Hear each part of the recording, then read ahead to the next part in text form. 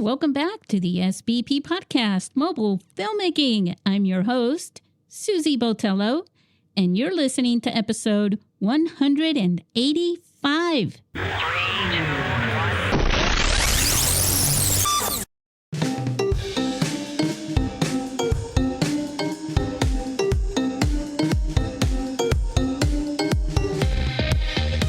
We are Fade into Film.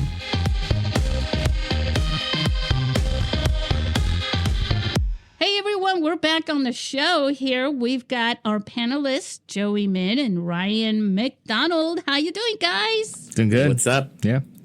Hey, the summer's just about here, and I just wanted to say something to Joey, who I've mysteriously called Yogi tonight. Yeah. Happy birthday tomorrow. Oh, Woo! shit, it is. It is my birthday. Yeah, happy birthday, dude. Fuck. Oh, God. Happy birthday. Another step closer to death.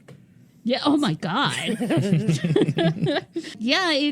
So we're recording this. It's June 12th, and tomorrow's the 13th. And I hope that Joey gets to celebrate it, and no one else forgets that I'd it's like to Joey's sleep. birthday. I'd like to have people cook for me. I'd like to That have would be a foot nice. massage. So we're going to talk about some stuff here, but of course we are. It wouldn't be a podcast if we didn't, would it be, Joey? Yes, boo-boo. Yeah. Yogi. Yeah. So we're going to talk. First of all, I wanted to bring up something. I thought this was really interesting. Everybody who's an Apple person, and not everybody is, you know what? I'm going to make a little disclaimer before I even talk about that. In this show, as you know, this is addressed to everyone who's listening, Ryan and Joey and we just happen to all be iPhone users. However, I want you to know that I stand up for the Android users. Okay, I'm not like Mm-hmm. I'm not like An elitist. You're not an Apple. yeah, Apple Apple fangirl. elitist. She speaks for type, herself on this whatever, one. yeah. and that's why I'm bringing this up, because there's some guests on my podcast who use Android phones, and there's people who use iPhones, but it's just like there are more iPhone people, I guess, camera users in the mobile filmmaking world that come my way than Android users. So I just want you guys to know that just happens to be like just the way it is. I didn't select these guys based on their on the phones that they're using. Boy, that would be dumb. I selected them to be a part of this show because of their expertise, and they're fun. They know a lot, and they're good filmmakers, and they're good people. So, all right, now that that's out of the way. I'm just going to say this. Yeah, go for it. My phones are hand-me-downs from Steph. I haven't bought a phone for like a very long time. So she just happened to be an Apple iPhone user. Hence, I'm an Apple iPhone user. That's really it. So if anybody out there has an Android, you want to, Dude, a newer. I'd be happy if like Nokia came back, like with the Sidekick. I don't know if you guys remember that shit. Oh, yeah. Fucking love that thing. When you say Sidekick, I don't know what you're referring to. The white phone where you flick it and it like the screen flips so you could type. Mm-hmm. Okay, I did have that, but it wasn't a Nokia. I think it was called a Versa. That was the model, but I don't think it was Nokia. I honestly miss phones Yeah. that have like those really cool things. Like I had the phone because of the Matrix, Nokia. Oh, yeah. That's like a Nokia phone that they use, right? Like the banana phone 6810, whatever it's called. So they made another phone. It's called like 7110, and it has like that button that pops out the cover so you could type. Oh, dude, Yeah. that was like my favorite fucking phone. Compared to the screen was bigger. Yeah. It's wild, Yeah. like showing kids like the Matrix now. And like, I mean, there's some amazing effects and some things that really changed like what American cinema was doing at the time. But then they have like these phones that now look so dated. when they pop them out. right. And Isn't that crazy? I have to also go like, oh yeah, that's called a payphone. Let me see how to explain this. So there was a time, and because so my kids are like, the oldest is 12, so yeah, they're just integrated into this world that already had phones, and the phones had screens already, right? They don't remember a time where there was actually physical buttons, or like a little, like the BlackBerry had like a scroll bolt, The scroll, yeah, like a ball on it, kind of thing, right? Oh, I thought the Blackberries kind of looked like those old calculators. Yeah, like the idea of the BlackBerry, like the big thing at the time was like you could email, and that was like so. So it was like, great for business people because they have to pretentiously email all the time or whatever. But oh, I know, and that's when, I remember I was out with that phone that I was telling you about when I went to Big Bear to film this feature film from San Diego, and Big Bear is like over 7,000 feet up on top of a mountain. And the day that I got there, I remember the very following morning I had to go because I got there on a Sunday, and all the local, stores, the little stores or whatever, were closed. And the next morning I had to go to Verizon, to the store, to get a new phone because my phone broke for some reason. As soon as I got up there, it stopped working. I remember being out in the woods with the script supervisor, and we were playing around with our phone, and I just saw this little video. It's horrible. It's like 2 pixels or something. And it was like we were shooting a video in the woods, and the sun rays were coming in, and we were making fun. We're like, orbs, look at the orbs, But that's when I started the film festival. That's how bad the video was. And That's awesome, actually. That's how bad it was. And I was like, oh no, this is going to be the future. I mean, we were literally talking about it. That's why we were testing the video on it. And she was like, okay, sure. All right, let's get off that kick. So what I wanted to, I just like get, no, I get off track. I loved it though. I think I'm sure everyone who's listening probably has a few stories of, what they started out of or with. Aw, your kitty cat. So Sorry. she's all, yeah. She's all, yeah, I had a Nokia. The cat likes to come in, jump on my laptop, and then jump into because I'm in a basement. So like the windows in the room are at the ceiling. So that's all it's trying to do. It's just a selfish brat. Yeah. But. So anyway, what I wanted to discuss a little bit, at least bring it up with you guys, because I just think the irony here, it's kind of funny. So, there are feature films that some famous people have shot, like Steven Soderbergh. Everybody knows Tangerine from Sean Baker. That was actually picked up by Magnolia Pictures. They're a distribution. They also do distribution for indie films. But Steven Soderbergh made Unsane and High Flying Bird, which High Flying Bird was produced also by Netflix. But Apple TV is like the number one streaming. It's like everybody's calling it the new HBO, right? And I think it's funny because I was searching and I haven't found a single film that they put on this the Apple TV Plus that was shot on a phone, on an iPhone. Isn't that ironic or weird? Yeah, actually, I mean, well, is it weird? I guess. Well, I mean, they make the iPhones. With the Soderbergh film, is it something that Netflix, did they commission him with the idea of hey, do it on a mobile? Or he just happened to do it and they picked it up? Or So Netflix was showing Tangerine that was shot with a phone a long time before. It might still be there for all I know. And then Steven Soderbergh's film Unsane was like a lot of films that get their distribution, especially if you're a famous director and all that stuff, right? That was on Netflix.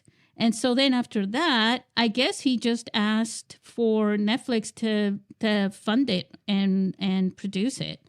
But I don't know who asked who first. I'm assuming that Soderbergh asked Netflix to if they would be willing to fund it and produce it.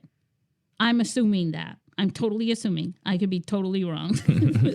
But what I think it's funny is that Apple TV has yet to do that. And we're about to go into the iPhone 16. I think that's a good idea, right? Like, it'd be a good, or at least a good idea for to market their phones. But maybe that's what it is. Maybe now that, with all of these people are, but then again, I guess, I don't know. Yeah, that makes sense. Perhaps it's I don't see anything wrong for that. Yeah, perhaps it's a thing with the infancy of Apple TV in so many ways.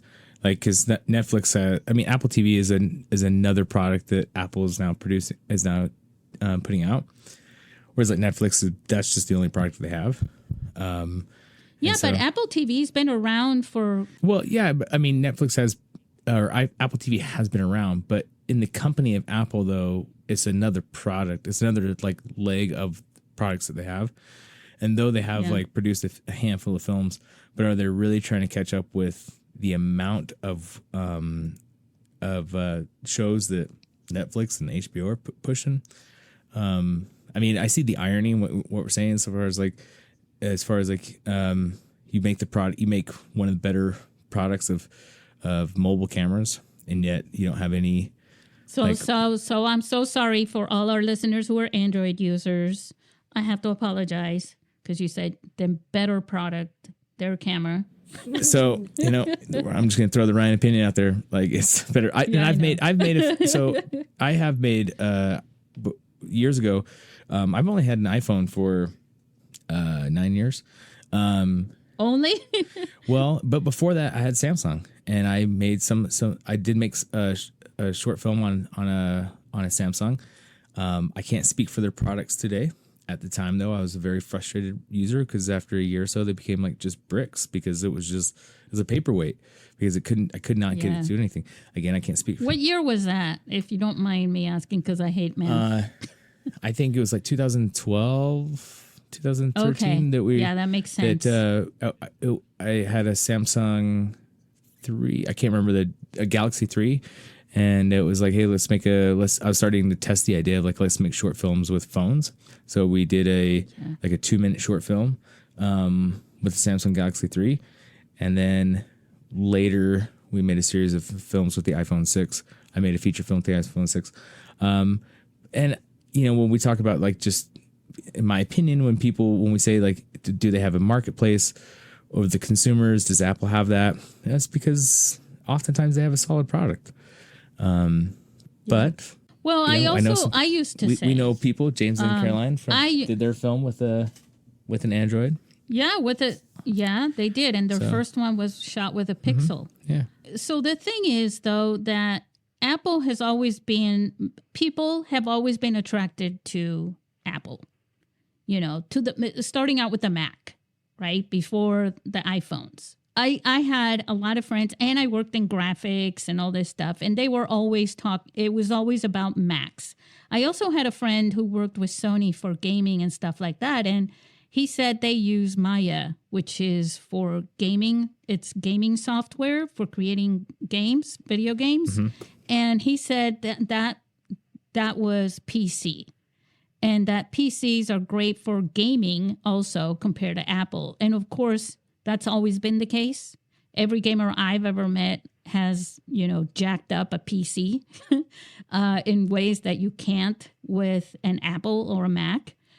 And I've met people that are more businessy and don't have, everybody does little things with their family, photos and things like that. But for the creative part, Apple has always been the creative people's choice for the most part because of its simplicity, and it doesn't go through Windows, and they're just, the operating system is a little cleaner for that stuff. I think it's reliable as well. I've edited really on is. PC and Mac, and one of them crashes more than the other at the times that I did it, but that's me. And I agree with you on that. I'm a Mac head too, don't get me wrong. I just want to let our listeners know that, especially because for me, I don't want people to think that, in our film festival, it's all about iPhones. It's like, no. We're focused on your films and your stories, as long as it's a smartphone. It doesn't matter what make or brand it is, Absolutely. I think that at any point, like, so, if Ryan's shooting it, okay, that's one thing. But if what you have in your back pocket is the other brand that we haven't mentioned, like, that's the one you got, shoot it. Like, use whatever you have, whatever tool you have, make your movie. Absolutely. So I can tell you that around 2015, 2016, I was watching films that somebody had made with a 1+1, I think it was called. And it was good. I mean, to me, it looked clearer than the iPhone at the time was. I know that more recently, Sony and Samsung are leading in that sense. I also know that Sony is the one that came out with the first 4K camera before Apple did. So there's little things like that as well. I know Pixel was supposed to be very good, but then the way that it worked, their operating system was not so good, but their camera was good. And I don't know how they are today. I mean, I think there are so many brands out there. I think we mentioned this in the show before with Joey, about the different brands of smartphones that there are around the world that don't even exist here in the US, that have come through our film festival, even, where I've had to Google it and it's like, wow, I've never heard of this. What is this? So I just think that this whole thing of Apple TV, because they're saying, and I don't have a source like, statistics. I did not dive in to do research on this. This is just something that just came up a few minutes ago in my head. Wow, look at that, and I did a very brief search and I couldn't find any movies that they have, but they're saying, hey, Apple TV Plus is the #1 streaming channel right now. And people are saying, hey, I've heard it on social media. They're the closest one. They're becoming the HBO of cable for streaming services. And I know that they produce a lot of their own shows. So they almost also have another layer of, why wouldn't you produce a feature film? If you remember the commercials, Ryan, that we were talking about this before, that commercial that they would hire really good directors, more Hollywood type directors, to film their little commercial videos. And I was like, wow, you could have hired Ryan or Joey, or, you know what I mean? Or any of the winners of any of our film festivals to do that instead of hiring some famous person. It was like this last commercial that they did for their camera, right? The iPhone 15, where they were in a studio to show off their camera instead of doing the real world thing. And I think, to me, that falls into the real world thing. It's like, you make iPhones, you're talking about how great your cameras are. Why aren't you producing movies with that, even if it is a Hollywood director? At least they're not rejecting content if it's made with another product, though. Because then we'd be kind of like full circle in the cinema of things, of where it was like back in the day when it was like, it had to be, Paramount movies that only showed at Paramount theaters, kind of thing. Right. But I mean, yeah, it seems like it would be a flagship if they produced a film and shot it on one of their products and then pushed it out exclusively on their streaming service. Yeah. What do you think, Joey? Well, I mean, because maybe I think it's kind of like the whole experience. I don't think there's enough films, right, made by the iPhone to even garner the idea of having a service just for iPhone. But then again, there are movies, and that would be really cool if Apple TV does show just a selection. But I don't know how much that would cost them to actually promote that type of stuff. Like, hey, here's a 2-minute short film these idiots made in New Jersey about like Zorro. That's not, like something like that, right? Well, like I mean a feature film, like produced kind of like High Flying Bird by Steven Soderbergh. That's a full feature film. And the guy from Dune, I forgot the actor's name. Oh my God. Ryan, help. Timothy. No. Josh The one from the original Dune. Oh, Kevin McLaughlin? Yes. Kyle he was MacLachlan? in that. Yes. See how good I am? I'm like, sure, Kevin, why not? yeah, but like Kevin, you need to turn to me for the trivia part. You're the IMDb of our show. So, if they wanted to, Joey, I just think, hey, you could produce just like they produce their own content. It's like, hey, let's bring it up to, let's approach Steven Soderbergh. And let's ask him to make an iPhone. He's not tied to Netflix now, as far as I know. But there's also Steven Spielberg. Not that we're saying all the Stevies, but Sean Baker, let's approach one of them. Or let's just approach George Lucas. I don't know. Just anyone to produce a full-on feature film, just like any of the films that we have, and ask them to do it on an iPhone. We'll support them, fund it, and then it's an exclusive film that they show, or even a TV show. I mean, we're not on their, that we show. We're not on their marketing team, but it does seem as though, like, if your new phone's coming out and it has all these amazing features, like, wouldn't it be a thing to like have someone shoot a movie with that new phone that's not available, and then push it out there and make it look great? And I mean, they could even place it as part of the movie. You know what I mean? I mean, they would have so many options. Hey, you know what, Tim Cook, listen to this and consider it, because I think it would be great. And I think anyone who's listening to this, if you have something, you want to add into this, just message us, email me, whatever. Just let me know your input on social media. Share that you listened to it, and make a comment on this, because I think it would be a great idea for Apple to do this, or any other brand out there that happens to. It just so happens to be that a phone maker also happens to have a really good streaming channel. Okay, so I have seen Apple create ads to market to the film, like the mobile filmmaker. Like, they've made like a couple of short films or like ads for it. Like, there's that one with Jesus, I should know the guy's name. I totally forgot which stunt coordinator it is. But it's the Apple iPhone like like the snowball fight with the kids. Oh yeah. Right? So obviously Apple has done it in terms of, I guess, like testing the waters of how many people, like, because it seems like if the idea of creating listings for iPhone made movies, right? Like, it's that seems still like a very niche market to appeal to get these people to buy phones. You know what I mean?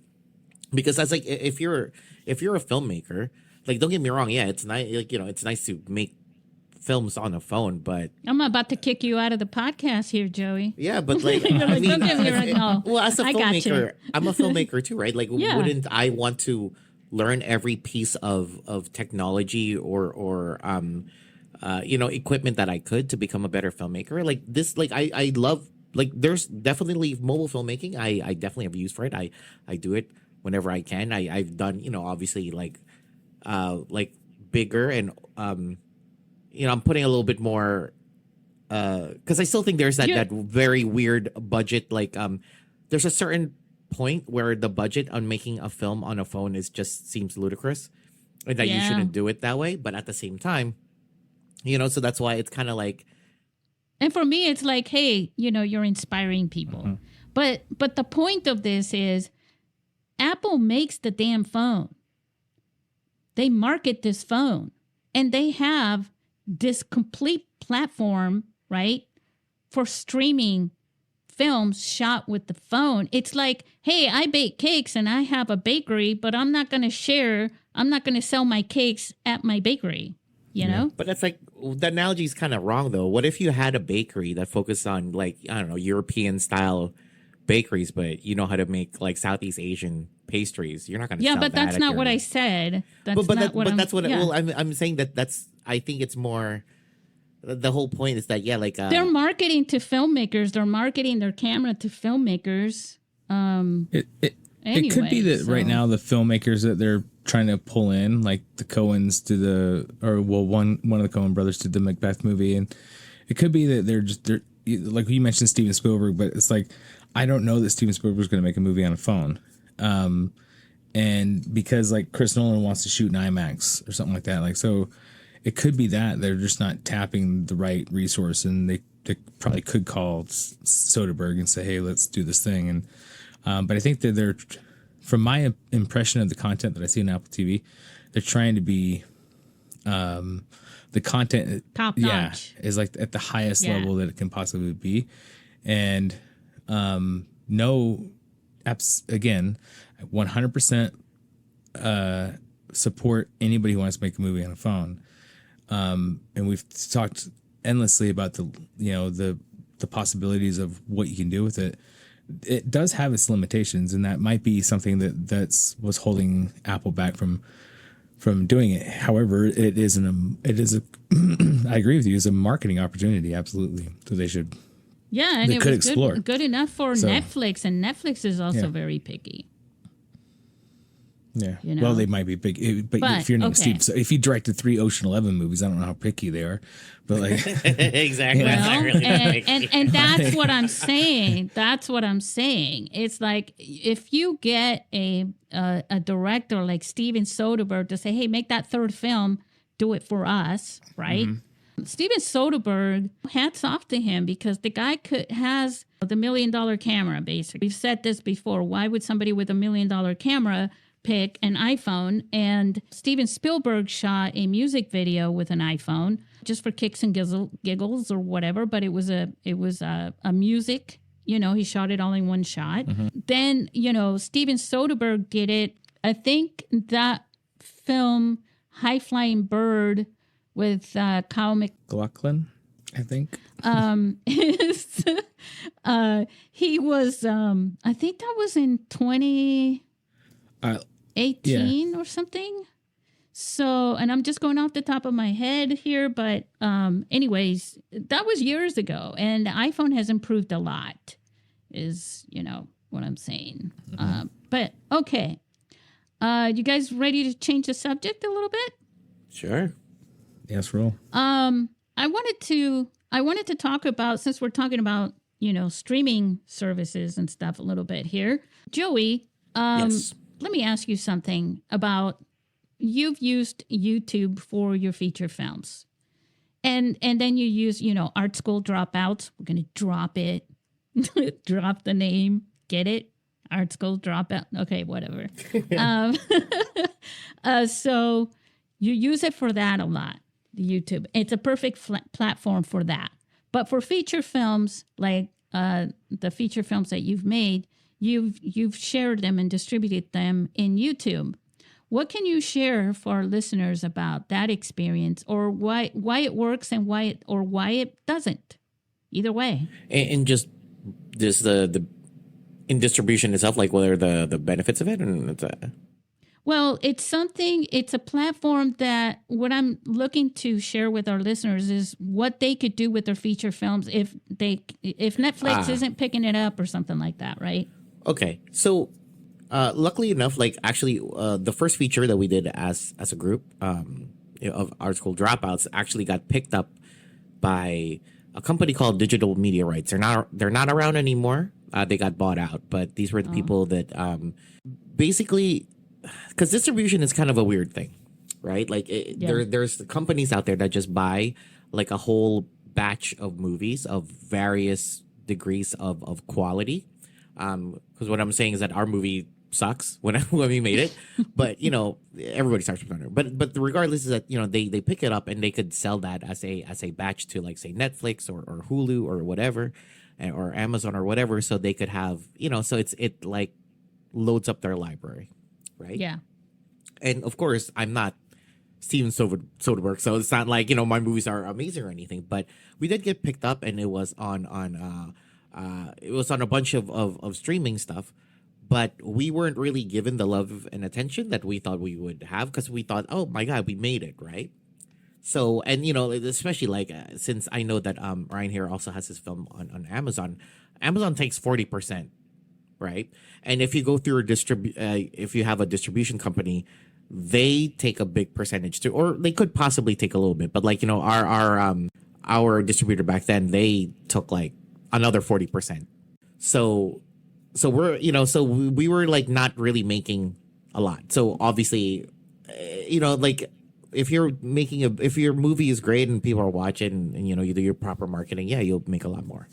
But yeah, distribution, there are many ways. Obviously, like there's Amazon, Tubi. There's honestly, there's a lot of like distribution platforms out there. But obviously, we like YouTube because one, we're YouTubers first, and two, if it's really just to get your name out there, to get your work to be seen, because that's really kind of how it starts.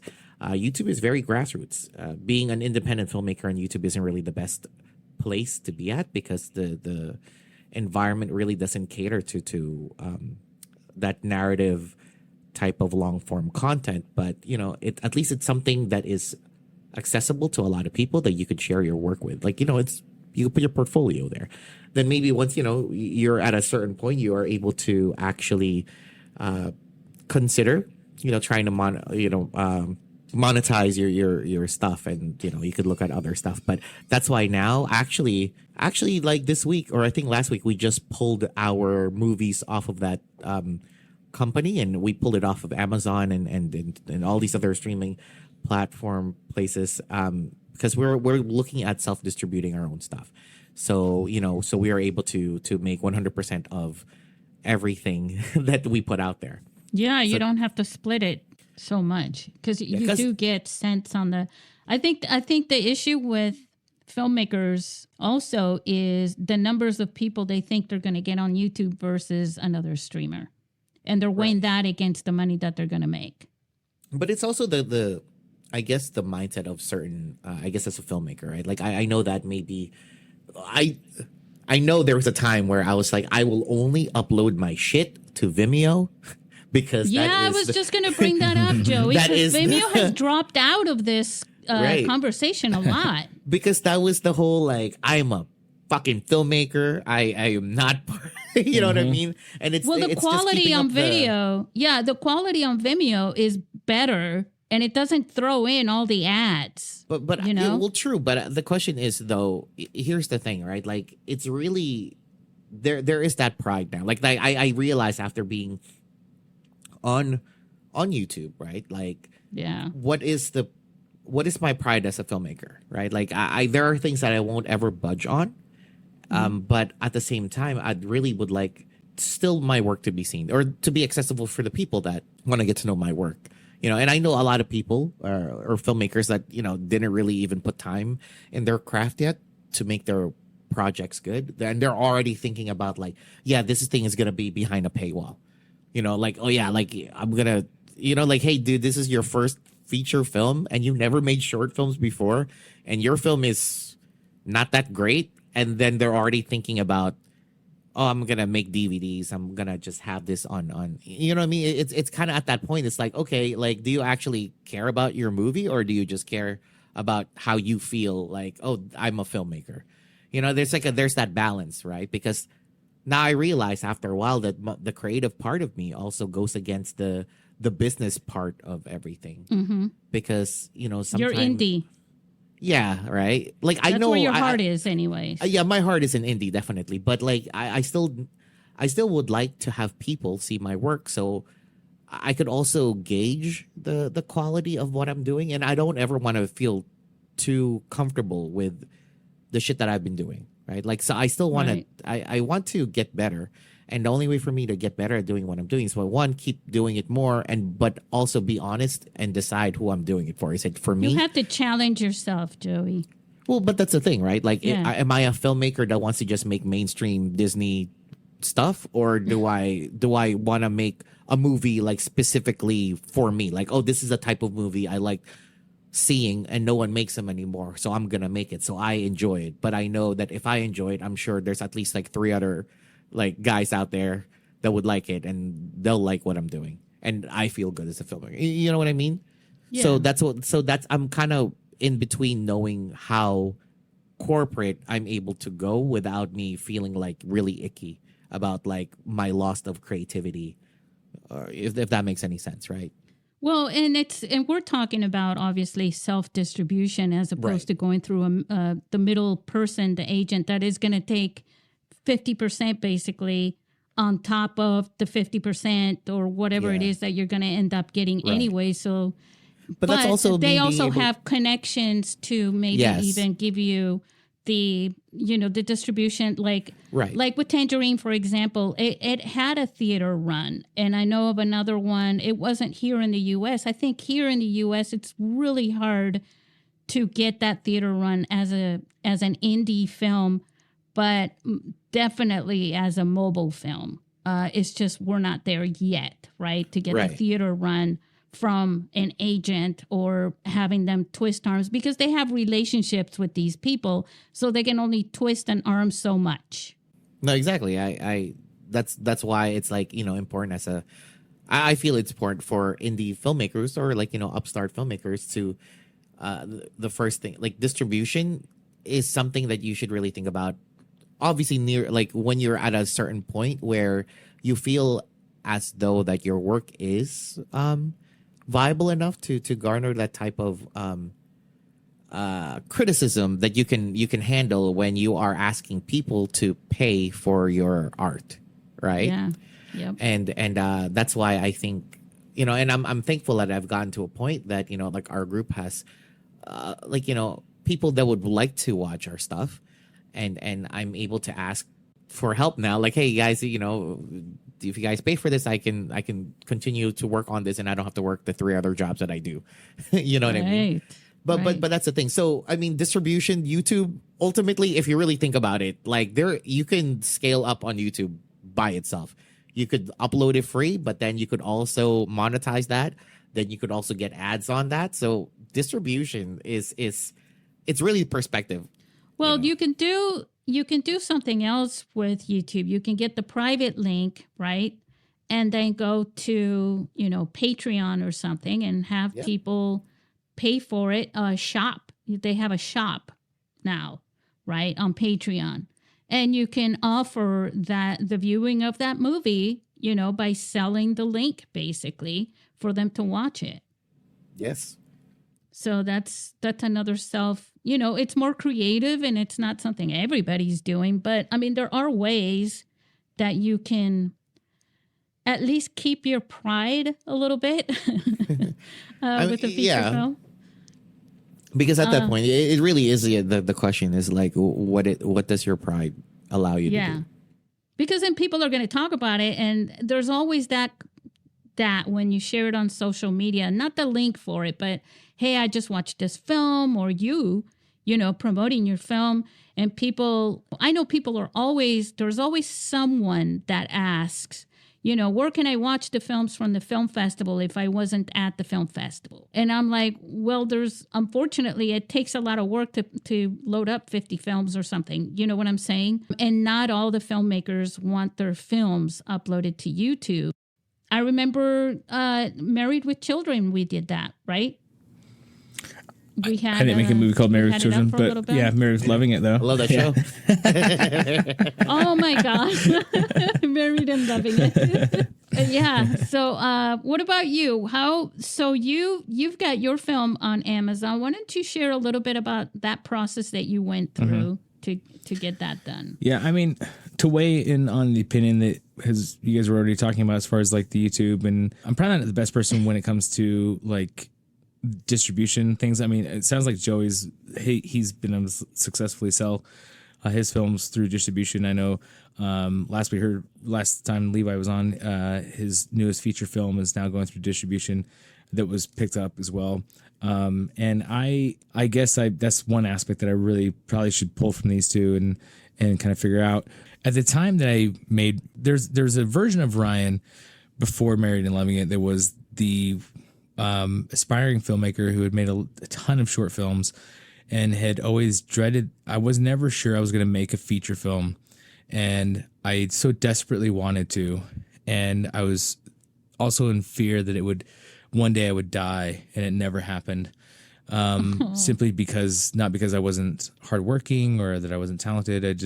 There was various maybe people I put in my corner or that weren't really like on my side or whatever. And so I wasn't, for me, it wasn't about making a movie that was going to be profitable, that could sell really well. It was about making a movie for me. And I picked Amazon over YouTube because I felt like YouTube's great, obviously, and you can upload, but everybody can upload to YouTube. You can Google gardening videos on YouTube, kind of things like that, and that's why we have Vimeo, I guess. But for me, it felt like an accolade to get something onto Amazon. And when you tell people that you have a movie that's on Amazon, there's a different way that they respond compared to if it was on YouTube. Yet, saying that, I absolutely put all my short films on YouTube and the trailers and things like that. So again, the world of Ryan before he made Married and Loving It, when he was just doing that, I didn't know that I was going to later go on to travel to all these festivals and then be on this podcast regularly. And so like, that person wasn't there. So things have changed now for my next feature film and what I'll be doing and maybe thoughts around distribution and stuff like that. But for Amazon, the reality is that the Amazon allows you to self-publish. But they won't at the moment. I don't think they are anymore, but they're not taking short films anymore. Most of them don't. Yeah. So you can self-distribute on Amazon, but what you do need to have is subtitles. And if you have a movie like Married and Loving It, where there's, every moment of the movie is dialogue, there's a lot of subtitles to be had. Wait, you mean subtitles or closed caption? Closed caption is for people who can't hear, and subtitles is for like different languages. Okay, so you have to have closed caption. You have to have at least English, like. Yeah, because they'll tell you the sounds. It's not just the dialogue; it's also the sounds. Door closes. Things like that have to be described.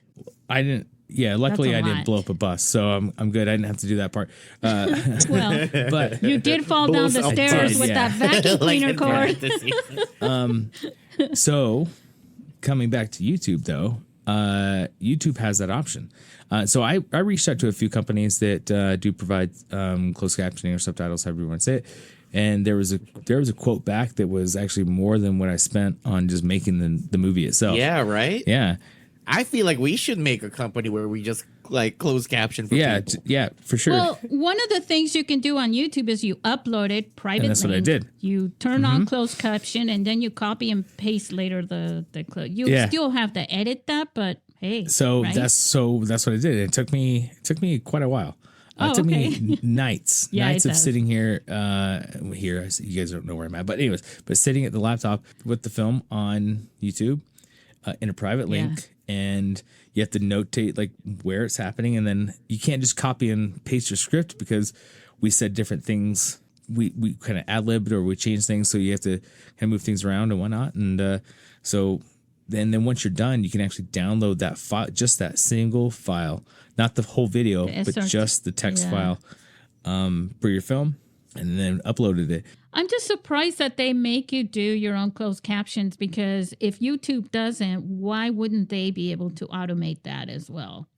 Yeah, I don't know, but YouTube doesn't automate it. Well, I mean, maybe they do, but like I typed in. Yeah, they do. Okay, well, a couple years ago, I typed it all in. And I had a festival that was in Panama for Frankencock, and they wanted Spanish subtitles, so I had to convert things into, and I don't. How do you translate Yeah. that? I love it. You have to. You have so much. to. Yeah, you have to hire. Well, there's services now. I mean, look, I know, I can tell you for a fact that there's been some short films that I can tell they've been subtitled in English and they just went to Google Translate and copied and pasted. But these are very short films that we're talking about here. Yeah. You know, and so, and I don't expect people to go too far out for a short mobile film to make that really hard for them. I'm trying to empower them, and inspire them, not turn them away with those kinds of things. But yeah, that's really interesting. And I know also, so if you were to go through an agent, they wouldn't have done all that work. They would have found a distributor. They would have told you, even if you didn't know that you could self-submit, they would have said, oh, okay, we can distribute it for you on Amazon. And then they still would have told you have to do that work. Yeah. I mean, unless you want to pay more for their people to do it. Yeah. And like I said, Actually, I mean, the distributor that we had, yeah, there was extra charges for them, yep. For like the whole, subtitling. You want and fries captioning. with that burger, you got to pay more. yeah. And you gotta pay them. You gotta pay them for that. Yeah. Although right now with AI and everything, it probably, I mean, they'll still charge you like it's a human doing it, but there's so many ways of doing things now. So again, I was, from my perspective, I just really wanted to make the film, and then I wasn't concerned necessarily about the money we would make back. I didn't want to die without making a feature film, and that's what we have. And then, and for Amazon, it was just a matter of, I felt like, and I love YouTube, it's obviously garnered many opportunities for me, but it felt like it cheapened it in that kind of way. Well, I think that's, I did have another topic, but I think we can save that one for the next episode. Yeah, that was pretty hefty. Yeah, I think we, I hope we entertained you guys, but I also hope that we gave you some stuff to look into for your films, because we talk a lot about the movie making aspect of filmmaking with phones, but there's this whole other aspect of it. Yes, there are films that are on Tubi and Amazon and Netflix, obviously, that are shot with mobile phones, but your road to getting there, it just depends on you doing self-distribution. If you're making a film with a phone, you're most likely not going to want to hire an agent to do this unless you have that kind of funding. But it certainly helps to know people who can at least show you the way in that direction. People know people. So that's one way of doing it, right, guys? Awesome. All right. So say goodnight to our listeners. Good night, listeners. What if they listen to this in the morning? Yeah, Well, all right. Say goodbye to our listeners. Yogi. Boo boo.